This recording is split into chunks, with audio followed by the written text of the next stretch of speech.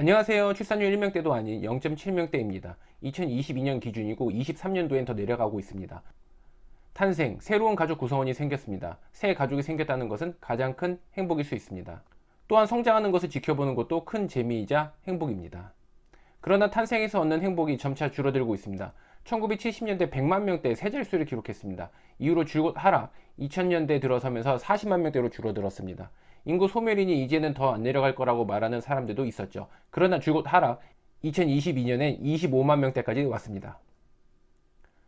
1970년과 비교해 보면 4분의 3이 줄어들었습니다. 4분의 3으로 줄어든 것이 아니라 4분의 1만 남은 상황입니다. 출산율과 첫째 출산 연령과 관계가 있는 것 같습니다. 이스라엘의 경우 합계 출산율은 3명, 첫 아이 출산 연령은 27.8세입니다. 반면에 한 명도 출산하지 않는 대한민국은 32.6세 첫 아이를 출산합니다. 첫 아이 출산 연령이 늦어질수록 둘째를 낳는 경우가 더욱 내려간다는 것을 보여줍니다. 전에는 20대 출산율이 높았습니다. 그러나 지속적으로 감소하고 있습니다. 35세를 넘으면 노산이다. 정말 조심해야 한다는 인식도 많이 변하고 있습니다. 35세 이상 출산율은 계속 증가세에 있죠. 이제는 산모 나이가 30에서 34세인 경우가 대세가 되었죠. 24세 이하 비율이 40세 이상보다 낮습니다. 2012년 상황과 비교하면 역전되었죠.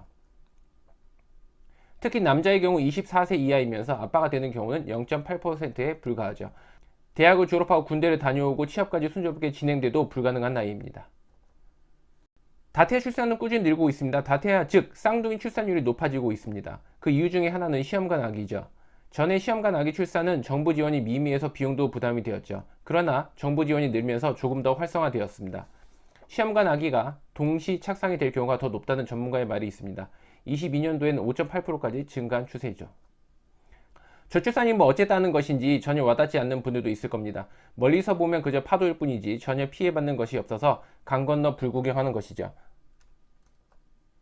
그러나 파도가 닥치면 상황은 달라지죠. 피해를 입게 됩니다. 여러분이 잘 못 느끼신다면 어린이와 관련 없는 일을 하거나 주변에서 크게 느끼지 못하는 환경에서 살고 계실 겁니다. 파도가 닥치는 것은 이미 시작되었는데요. 분만을 안 하는 산부인과가 갈수록 늘어나고 있습니다. 분만을 하려면 우선 응급실을 갖추고 있어야 합니다. 응급실은 24시간 운영되어야 하는데 그만큼 수요가 없으면 운영이 부담이 될 수 있죠. 산부인과 이후 어린이집도 타격을 받고 있습니다. 10년 새 절반이 폐원했습니다. 폐원하지 않는 어린이집 중에서도 폐업을 고려하거나 운영을 힘들어하는 곳이 수두룩합니다. 그 다음인 유치원도 시감을 하고 있죠. 올해 서울 유치원 신규 교사 채용은 0명입니다. 0명. 0명이 의미하는 것은 본인이 진정 잘났다 해도 들어갈 수 없습니다. 뽑아야 들어가죠. 굳이 나는 꼭 서울 유치원 교사를 해야겠다면 다음 해를 기다려야 하죠. 다음에 또 몇 명을 채용할지 알 수 없습니다. 2년 연속 채용 0명의 경우도 올 수가 있죠. 학교도 시작되었죠. 입학수 0명인 초등학교가 늘어나고 있습니다. 폐교가 속출하고 있으며 더 심해질 것입니다.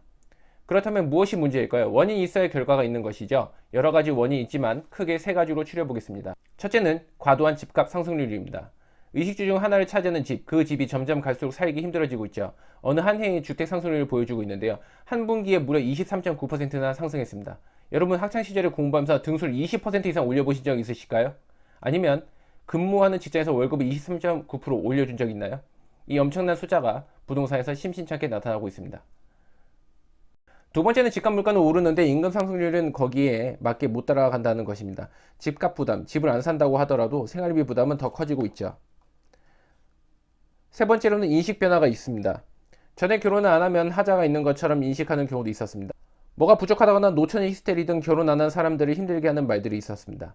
그러나 인식도 차츰 변해가고 있죠. 결혼을 긍정적으로 보는 청년들이 절반도 안 되는 수치를 넘어 3분의 1 수준으로 내려왔습니다. 경제 성장기는 거의 모두가 만족합니다. 많이 벌고 많이 쓰면서 선순환이 이루어지죠. 그러나 하락기가 시작되면 문제는 훨씬 심각해집니다. 성적이 내려가거나 월급이 내려간 적이 있으신지요? 상승과 반대로 하락은 고통이 더 큽니다. 지평수를 줄이거나 실직, 원치 않는 이직 등을 경험한다면 살기 더 힘들어질 것입니다. 실로 엄청난 경제 성장이 이루어졌던 대한민국, 이제는 조정을 받기 시작하는 것 같습니다. 성장세가 많이 둔화되었죠. 즉 살기 더 힘들어지고 있다는 것입니다. 자원이 부족한 대한민국에서 무한 경쟁 문화가 많은 발전을 일궈냈습니다. 그러나 작용이 있으면 부작용도 있기 마련이죠. 경쟁에서 밀리거나 지치는 사람들이 속출하고 있습니다. 소외감, 자괴감을 느끼는 사람들도 있죠. 심한 경쟁 사회에서 밀려나는 것을 받아들이는 것은 결코 쉬운 일이 아닙니다.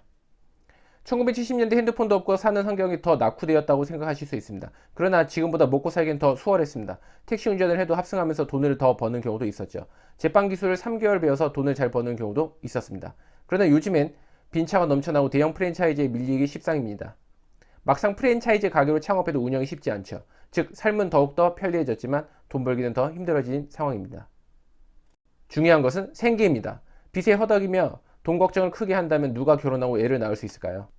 청년들이 취업이 잘 되는 나라, 지금보다 수월하게 첫 직장을 가질 수 있는 나라, 비정규직 노동자, 하청 노동자, 영세 자영업자 등이 넘쳐나면서 힘든 세상이 아닌 임금이 안정적인 나라, 10억이 넘는 아파트가 넘쳐나는 세상이 아닌 온전하게 편의 쉴집 하나 장만하기 더 쉬워지는 세상, 이런 세상이 오지 않는 이상 출산율 반등은 쉽지 않습니다. 국가의 기본은 인구입니다. 사람이 없으면 허허벌판만 존재할 뿐입니다. 교장 선생님 되었다고 좋아하고 있는데 학생이 없어서 폐교하게 되면 허무함, 절망감만 남게 되겠죠. 계속되는 출산율의 하락이 바로 큰 타격을 주는 것은 아닙니다. 그러나 산부인과 소아과를 시작으로 어린이집, 유치원이 타격을 받고 있죠. 폐교로 이어지고 후에는 인력난도 겪게 되면서 서서히 바람 빠지는 풍선처럼 줄어드는 것입니다. 시청해주셔서 감사합니다. 지금까지 세상살이 소식쟁이였습니다.